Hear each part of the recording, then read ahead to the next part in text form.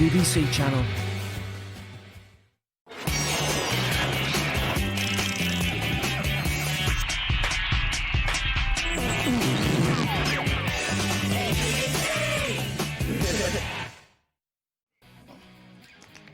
Right, that's it. Makeup over. No more grooming for you. Excuse me, my show now.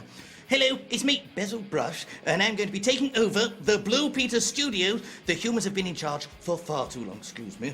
And it's time for us animals to shake things up a bit. Lucy, I got some great things lined up for you today. Helen and Joel won't know what's going to hit them. They're working for us today. Boom, boom.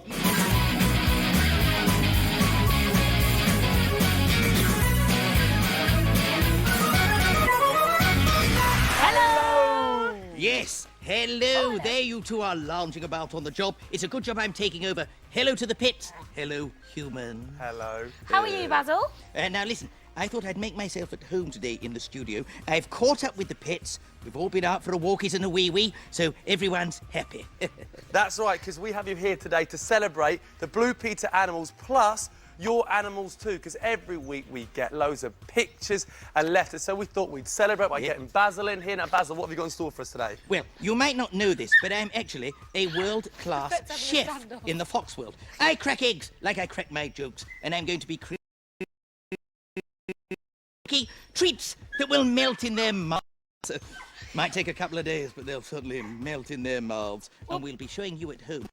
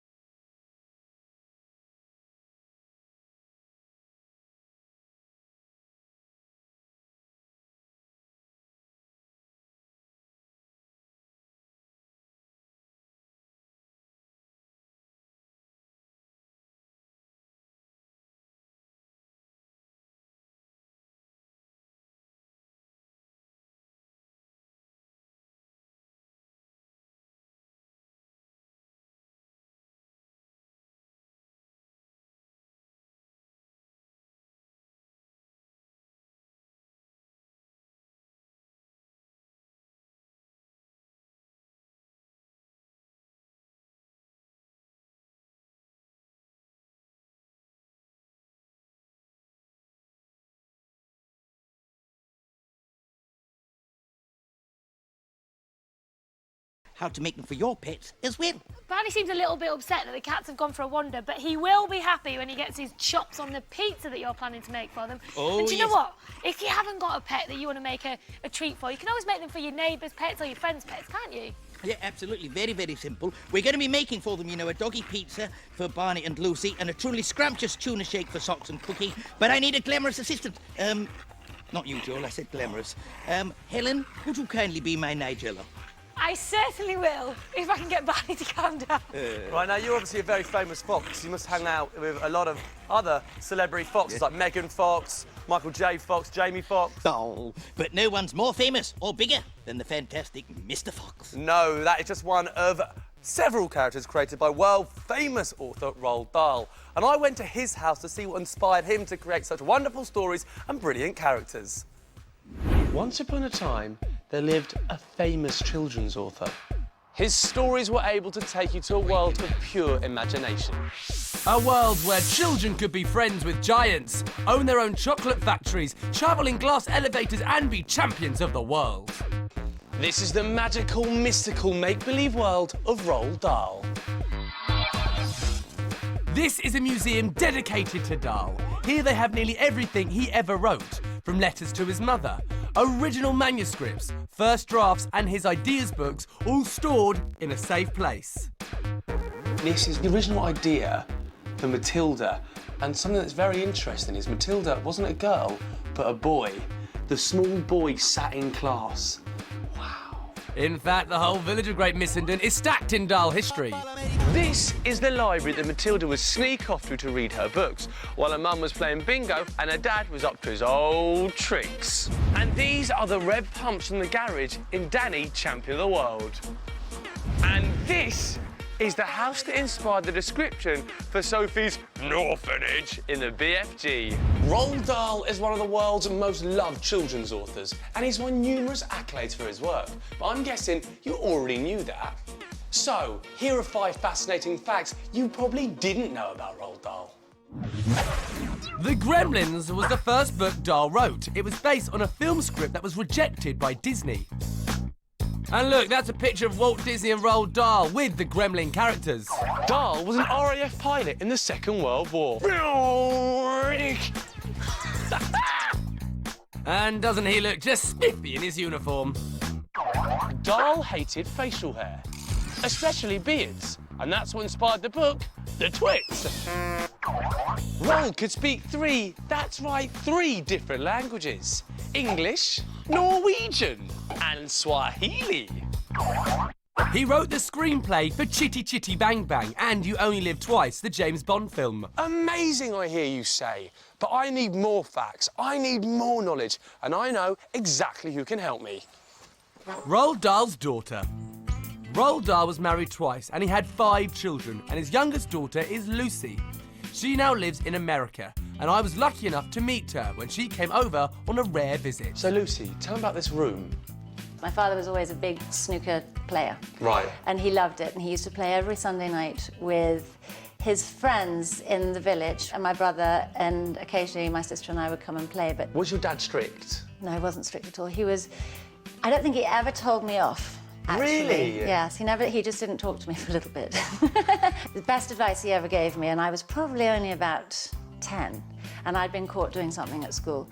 And he said to me, I'm not cross with you that you did it, I'm cross with you that you got caught. Some of the characters in your dad's books are naughty or mischievous. Was that based on you or any of your other sisters? I'd like to say I was Matilda, but I wasn't.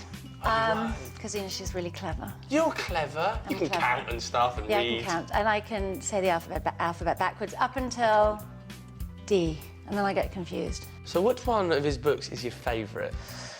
BFG, for sure, because when we were little, he would come and tell us a story before we went to bed. So he'd tell us stories about the BFG, just 5 or 10 minutes, and then he'd open the window a crack, even if it was blizzarding outside. And the curtain's a tiny bit, and so you've got to leave that open for the BFG so that he can blow your dreams in. And then he'd put the ladder up against the window, climb up the ladder, get a bamboo, and this huge long bamboo would come shooting through the window, and you'd hear this and when we were young, we really believed it. But then one night he fell off the ladder. No, he fell off the ladder! And then he got weed killer and wrote BFG with weed killer on the grass. So we woke up in the morning and it's like a tattoo on the lawn. It said BFG. I'd love to have a look around. Would it be I'll possible? show you. Hello, Pesto, come on. So that's the window there, that one on the top right. That's where the ladder used to come up here, Yeah. and the bamboo used to go into that window. But he wrote BFG. Big, like as big as it could go, like BFG, like he ruined the whole garden. Oh, look! This is the gypsy caravan that Danny, the Champion of the World, was based on. Come on up, I'll show you. We used to play in this. It was our Wendy house. Oh, look at that! I know, isn't it sweet? It's just amazing to sort of like see where it all began, because you don't, when you're reading the books, you don't think, wonder where he got that from. Did you and your dad have any hobbies? Did you do anything together? What was something you'd like to do together? We used to love going for walks, but he used to always have his walking stick, and he used to sort of tell us stories about all the woods and really just sort of learn everything about the English countryside. He bought us a car when we were young. How old were you when he bought you the car? 10? 10! But he made a track around the orchard. My sister and I used to take it in turns. It was fun. Lovely. All right, come on. Lead the way. Lots to wise see, no one. time to see it. Yeah. So here is my father's work hut. Wow, so this is where he wrote. Yes. He had a very strict schedule that he would come in here. Whoa! It's not what you expect, is it? No. So he'd sit there and write? Yes. He would make a little cubby hole and he would brush it clean before he started. Yep. So were you allowed in here when you were younger? We would come in here and he used to get slightly annoyed though if we just came in to say something irrelevant. So it would have to be, I'm going over to someone's house to stay the night or something like that. And then these are all his bits and bobs. This is his femur. What? And he got a hip replacement, so they sawed it off and put a... do you want to hold that? Go on. I'm holding Roald Dahl's hip. That's so weird. Why has he got that? Just why Well, not? because they sawed it off and I suppose he asked if he could have it. I'm loving this. You lead the way and I'll follow off as we you. go. And there was one last amazing thing to see before I left. The Dahl Maze. Thank you so much. You're very welcome. I've really right. Should we try and get out of here then? Yep. Okay. I can't believe Matilda was originally a boy. I know, really mad, isn't it? And if you want to see a letter that Roald wrote to his daughter Luce, then do go to the Blue Peter website. And if you want to see a musical version of Matilda, they're actually on stage at the minute in Stratford-upon-Avon. That's by the Royal Shakespeare Company. Right, where's my glamorous assistant? Helen! Hold Where your are horses. you? Ah, there you are. You're impatient, aren't you? I know I am. Welcome to Basil's kitchen. Thank you. And your cookery class. Are you ready Good for luck. this? Put on your protective clothing. Yep. Don't want to ruin your clothes. I'm pretty messy in the kitchen, I warn you now. Oh dear, that's what's worrying me. Now, first up, we are going to make a doggy pizza. Okay. Now, this is a nice treat for your pet on a special occasion, like Christmas or their birthday, not for every day. And we're going to need 50 grams of dried dog food, okay? Okay. 25 grams of plain flour, 20 grams of butter or margarine, cooked chicken pieces. Oh, I am feeling peckish now. 30 grams of cheddar cheese grated, and 1 tin of chopped tomatoes. But be very careful with the tin. Make sure you get help from a grown-up. They can be sharp. Right, Now, where am I Helen, starting? Step 1. You need to take a small handful of the dried doggy food. Yes. Okay? And you're going to place it in the blender, because you're going to reduce it to a little pulp, you see. You're going to make a nice bit of paste. Okay. Right? Well, that's beautifully done. You're very good at this. Oh, right, pop it on the thanks. blender. See if we can make it work. Okay.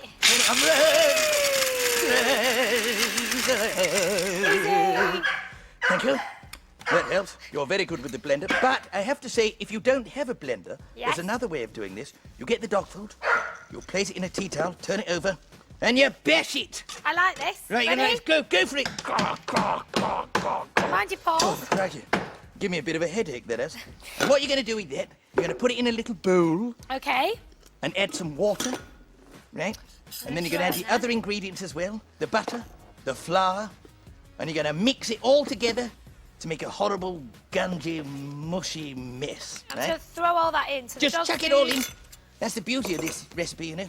Just Be as throw it messy as you like. in. And then once you've mixed it all together, it'll look like Okay. that. Yeah. So if you keep going, Horrible. put a bit of elbow grease into it. Yeah, but you need to Look. leave it to stand for 10 minutes, you know. Very There you go. important. And after 10 Ta-da. minutes, it should look a little like that. Oh, so it's Yeah. quite doughy, isn't A it? ganji dough ball that you're going to make into your pizza base, okay? So come on, split it into two. We haven't got that mixed up with something else, have we? Ah, yeah, Right. no, it's all right. You've got everything there. Put a bit of Flour. flour down. Yeah. And it'll help you roll it out into a nice flat pizza base, okay? We're going to make two here, you know. Oh. One for Lucy, one for Barney. Okay. It's a bit sticky. And then you're going to put some tomato on the top. You can't get your I'm fingers off that, spreading it can you? out. It's a bit sticky, I'm not No, going to that's lie. all right, that's all right. Bit more flour. Okay, keep putting on the That'll be okay. flour. That's and it. Use Now the you put rolling on, pin. Okay. put on the tomatoes. Oh, my Just like word. a nice Italian pizza. Right. Okay. I love Right. tomatoes, so blob that Tomato, on. blob that and a blob on the other side. Yeah. Now, I know one of your animals doesn't like cheese and one likes chicken. Which way round? Well, Lucy is not a fan of cheese, so I'm going to put chicken on one, Yeah.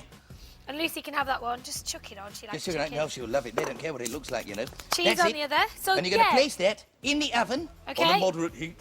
Okay. For about 10 or 15 minutes. And be Right. careful, it might be hot in there. Do be It careful. is. That's it, you're doing it. Okay. Throw that in. Blended.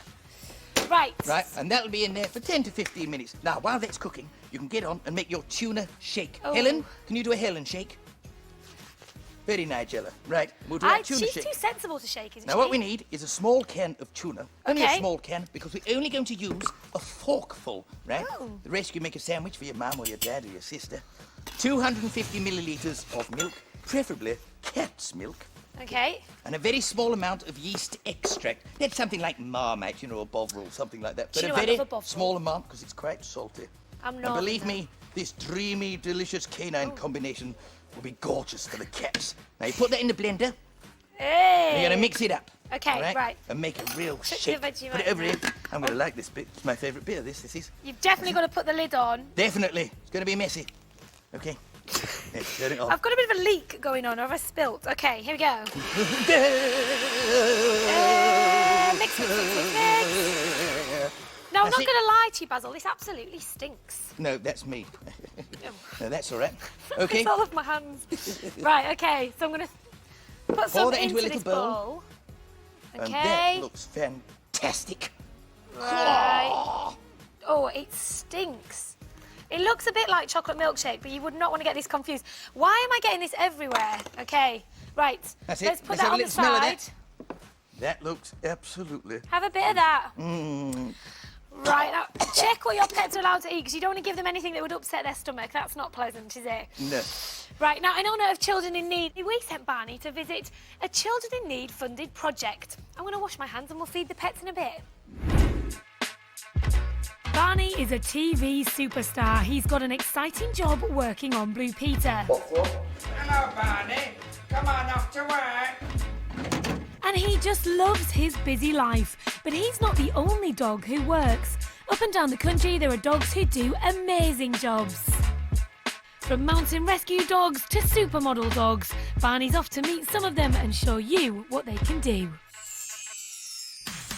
Today, Barney's going to East Yorkshire to meet Violet, a hearing dog who's been trained by the charity Hearing Dogs for Deaf People, which run a special project funded by Children in Need. Violet's owner Jason is deaf and so relies upon Violet to alert him to the things that he isn't able to hear himself. Barney, time for you to meet Violet, Jason and his friend Megan. Hi Barney, this is Violet. Violet, this is Barney. Okay, Barney, let's show what Violet and Jason can do. Now watch and learn, Barney. When the alarm goes off at 7, she jumps on his bed to wake him up for school.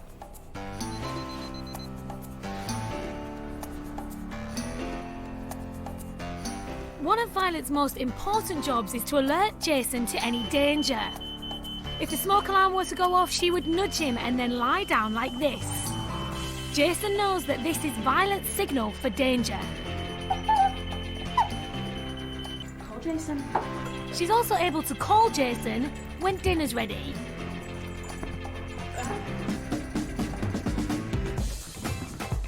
As well as deliver messages to him in a purse. She basically listens out for anything that Jason might need to hear and lets him know about it. But most importantly, Violet is Jason's best mate. How has Violet changed my life? Before I had Violet, my confidence was low, but now it's high.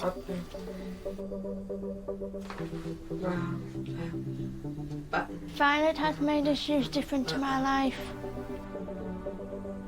Violet had to be trained for 18 months before she was ready to live with Jason and his family. So Barney's off to the training centre to see how it all works. Puppy school's where the dogs start about 8 weeks old and they start learning their basic obedience commands. And it's where they learn to be sociable with other dogs. When the dogs are 14 months old, they're ready for their advanced training. During this time, they learn all the different sounds that are specific for their owner. Hello, how are you? Hello, Barney. I'm Elsa. I'm going to be your trainer today. And Barney, this is Erin. She's a hearing dog, and she's going to show you the ropes. Right, Barney, the first thing I'm going to do is teach you to come back when called. Let's see how you get on. Barney! Yay, good boy! Oh, looks a bit like Barney has other ideas. Barney! Good boy! Right, Barney, we're going to try and teach you to deliver a message in a purse. I want you to go over there and then bring it back towards me. Come on, Barney, get the purse. Yay, good boy, Barney. Good boy. Can you carry it back? Oh, Barney, you've forgotten the purse. Barney did really well today. It takes months to train these dogs, so considering he only had an hour, he did really well. Barney, I think your friend Pudsey would be impressed. You've met some amazing dogs today. And there's plenty more with jobs out there for you to meet. I think Barney could learn something off his new clever friends. They're so intelligent, those dogs. Look, he's embarrassed. He's trying to get off. You did well, Barney.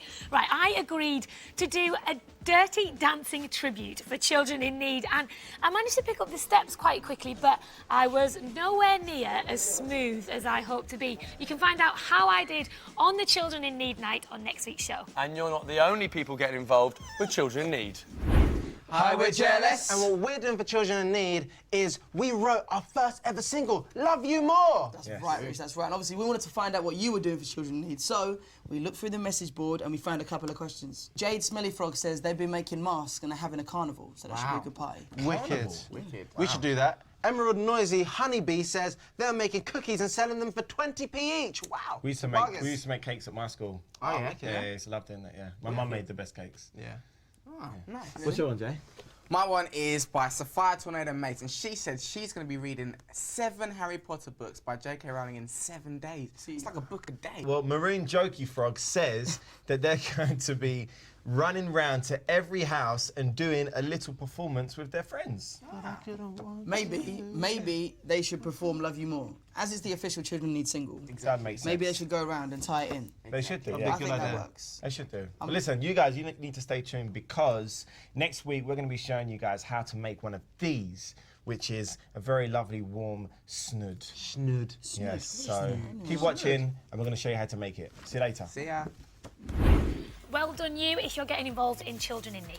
Now we are celebrating pets, and you have sent in loads of wonderful pictures. Look at all Yes, these. yes. Excuse me, do you mind me sitting on your knee there? Some great pictures. Tia from Birmingham has sent us a picture of her and her pet snake, Pop. Snake rattling rolling. And Oliver from Doncaster has sent us a picture of him with his dog, Dexter. Looks very cold, though. And Emily from Somerset has sent us in this picture of her kittens, Crystal and Fudge. Brilliant art. I'm very impressed. And you've been sending loads of amazing entries for our competition, the Blue Peter Diamond Jubilee Emblem Competition. And if you want to know all the rules, here they are. We're looking for one lucky Blue Peter viewer to design the official emblem for the Queen's Diamond Jubilee of 2012. That's a design to celebrate her 60 years on the throne. But before you get drawing, remember these 3 simple things. 1. Use A4-sized paper. 2. Don't include a picture of the Queen. And 3. The design must include a picture of a crown. Make your design stand out from the crowd. Keep it simple so it can work on something big like a bus to something small like a teacup. Your design can be colourful, but it needs to look good if converted to black and white. When other people see your design, it should remind them of the Queen and her 60-year reign. There are 3 different age group categories: 6 to 8 years old, 9 to 11 years old, and 12 to 14 years old. To enter, you need to be aged between 6 and 14 years old on the 8th of December. Send us your name, your address, your telephone number, your date of birth and your age on a separate piece of paper along with your design to Blue Peter Diamond Jubilee Emblem Competition, PO Box 20, London W12 6BP. And you need to get all that back to us by the 8th of December. The overall winner's design could appear on hundreds of things to help celebrate the Queen's Diamond Jubilee of 2012. The top 100 designs in each category will win an orange Blue Peter competition winner's badge and a Blue Peter annual. And the top 10 in each age category will be invited here to Buckingham Palace. What an absolute honour. Everything you need to know is on the Blue Peter website, so get creative and good luck. Good luck. And do remember to put your contact details and your date of birth on the entries. Now we're celebrating the pets, and it's time for them to try Helen and Basil's culinary delights. Now, Basil, how did Helen do? A mini Nigella in the making, but not quite ready for Celebrity MasterChef. Oi, Basil, let's let the dogs be the judge of that, because, yeah, they look keen. Oh, they're Get loving chops that. on Look that. at that. They're tucking straight in. Now remember that the pets only need a very small amount of this food, as it's a special treat for their birthdays or Christmas. Oh, hello. Sorry, I'm just so upset because it's the last of the present series of the Sarah Jane Adventures over on CBBC at 5:15. I don't think I'll ever be happy again. Oh, wait a minute. I can still catch Sarah Jane on Wednesdays and Thursdays, though, can't I? Oh, yeah, right here on BBC One and on the CBBC iPlayer. Oh, brilliant. OK, I'm fine now. I'm fine. Sorry about that. CBBC have an amazing new offer that is out of this world. Just text SJA to 80313 to join the adventure and get a free and exclusive Sarah Jane sound file for your phone, featuring the Doctor himself. Make sure your mobile can receive MMS messages and play MP3 files, and always ask permission first. There's a limited number and only one per phone, so be quick. Nothing's going to make me miss this. Find the full terms and conditions in the help section on the CBBC website and download your special Sarah Jane